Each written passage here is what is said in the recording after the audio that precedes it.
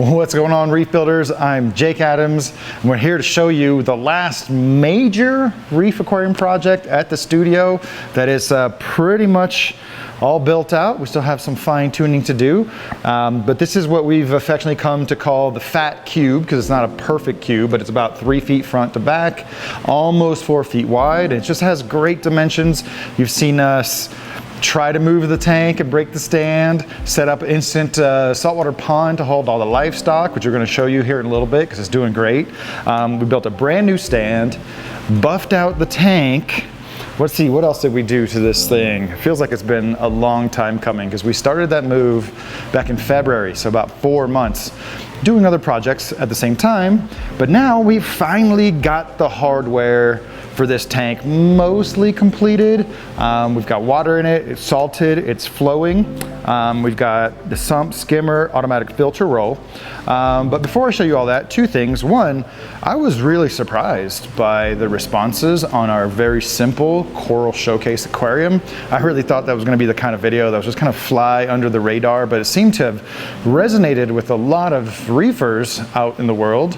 And you're right, you know, things are getting really complicated and just needlessly complex, and there's a way to get all the way to the finish line without breaking the entire bank. And I think there's some attributes of this particular aquarium, minus all the refurbishment, that will play into that as well. So before I show you the whole sump, let's go check in on the saltwater pond because it's looking good. It's looking really good. Let's go.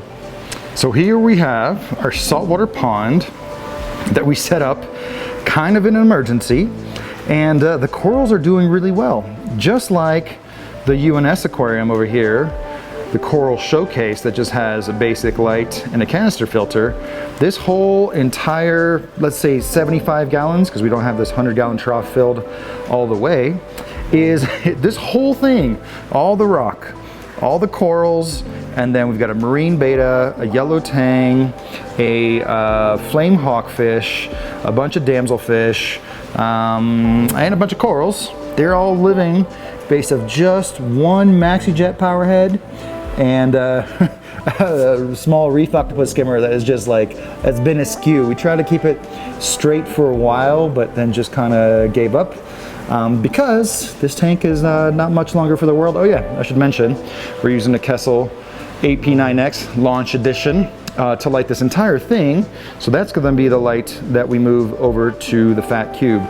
So in this aquarium, man, I swear, I actually just put over some like spare rocks from some other tanks. That green star polyp just started growing like crazy. You can see it's grown right there on the edge. Those clove polyps right there at the base. This is one of the original green polyp leather corals. Miss polyps come and they go. There you can see the whitish tang through our kind of murky surface here. Oh, poor guy. Nah, he's doing great. Lots of shrooms and lots of gorgonians. Some of the gorgonians came with the tank setup, and some I've just slowly been tossing over here because I know that fat cube is going to have a lot of space vertically and around to house these different gorgonians. So yeah, actually this tank went through, I think, first it was like a cyano bloom. I think we kissed it with some red slime remover one time, and then it had a really bad hair algae, which is kind of going like crazy, you know, which is kind of to be expected with very rudimentary filtration, if you can call that filtration, right? This is like a mini canister filter internal, so we do swap that out with carbon or Phosguard. What do we have in there right now? Just Phosguard. All right, so yeah, just some Phosguard to try to tackle the phosphates that we're building up in here. But this is all natural live rock, and so after this video, a little bit later on in an upcoming video, we will process this rock and try to, you know, just to inspect it, scrape off any aptasias, just give it a good shake and get it ready for its new life in the big tank. But you know, one thing that's really awesome to see are these super large Discosoma shrooms. Something tells me that we're gonna put them in the fat cube and we'll never get them big again. I mean, some of the ones down there are like 5 inches across. Just really nice. You love to see it. And some zoanthids, we've got some clowns, we've got some damselfish, and probably 1 or 2 fish that I forget. So to be clear, that AP9X is gonna come over here, and I might supplement it with one single A360 because I have a big old Gigas in the sump, and he's just being spotlight specifically with that light. So I'm hoping the AP9X can spread light across most of the aquarium and, you know, keep those discosomas, watermelon shrooms, you know, real nice and showy, but then have a spot created by the AP9X and a narrow angle reflector to just beam straight down on the clam, dead center, where it's going to be well illuminated. So right now I just put a Voyager HP10 in there just to help stir up the salt that we had put in here, but because the tank has a thick Eurobrace, it's just going to be a pain to route some wire. So this is the kind of tank that Vortex really shine for. So got a couple of those coming. And man, I'm so torn because I have a ton of fresh rock or dry rock, and it'd be nice to build the scape from scratch, but that wild, real rock definitely deserves to be used in this aquascape. So we still have some mileage to go on this tank, but let me show you what's going on in the sump and kind of some of the ideas behind it. All right, so this is the filtration center for the Fat Cube. One thing that's a little bit different to start is we have 3 feet of space from the front to the back, so there's a lot of depth here to work with. And we're using a 40-gallon breeder. And it's not that I'm against sumps, but you know, when I got my water box in my Red Sea, the first thing I did was pull out the partition because I just like just wide open spaces. I feel like they're just so much easier to work with. And you know, when you have a stable water level provided by a float valve, you don't really need baffles so much. And the one thing that's not discussed enough is baffles really used to be about getting rid of microbubbles from protein skimmers that would release them into the sump, but our skimmers are so good these days that that's just not really a problem anymore, is it? So to start, we built or drilled a 20-gallon high there in the back. That is our auto top-off reservoir, and it's elevated on some 2x4s, but yeah, just 20 high. It's not my favorite shaped aquarium, so I didn't mind sacrificing it for this purpose. And it's plumbed into the float valve. And then we have one of the new Great White DC return pumps.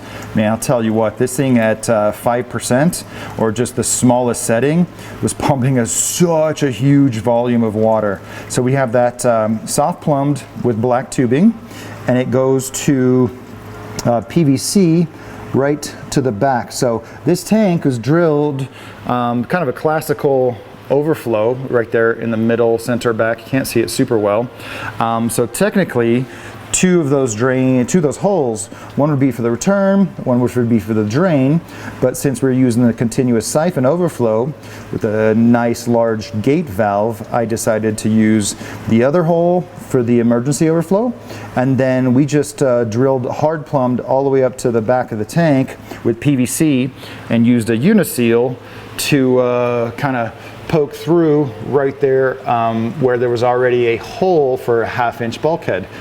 So having just 190 in the mix and then using you know, appropriate diameter tubing really helps this pump get the most efficiency out of it. And man, it is the quietest thing on here. You can't even tell that it's on other than the sound of the flowing water. So here we have the controllers neatly mounted. The cable management is not completely done yet, but on the left is the Dalua Great White DC pump, and on the right the controller for that MaxSpect Jump 800. So we told you when it was first used on the other tank that it was going to come in over here. So we actually just fired this up, so it's not skimming quite yet. Besides, this is brand new seawater, not that much to skim. So the primary drain right there on the left you see is 1 inch, on the right is 3/4. So the 1 inch goes through that gate valve and then goes into this Clarisy.